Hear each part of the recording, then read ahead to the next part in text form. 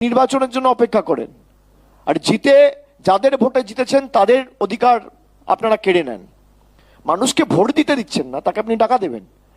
মানুষের জলের প্রকল্পের টাকা আপনারা বন্ধ করে দিচ্ছেন, মাথার ছাদ বন্ধ করে দিচ্ছেন, বেসিক গ্রামীণ রাস্তা বন্ধ করে দিচ্ছেন, সর্বশিক্ষা মিশনের টাকা বন্ধ করে দিচ্ছেন।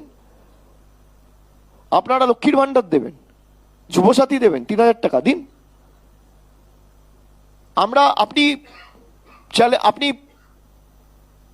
আজকের আমার এই সাংবাদিক বৈঠকের পর আপনি যদি সত্যিই মানুষের ভালো চান, তাহলে আপনি বলুন আমরা যাই ফল করি বাংলার বিধানসভার নির্বাচনে, বিজেপি জিতুক বা বিজেপি হারুক, বাংলার প্রত্যেকটা যুবক যুবতীকে বিজেপি ৩,০০০ টাকা দেবে।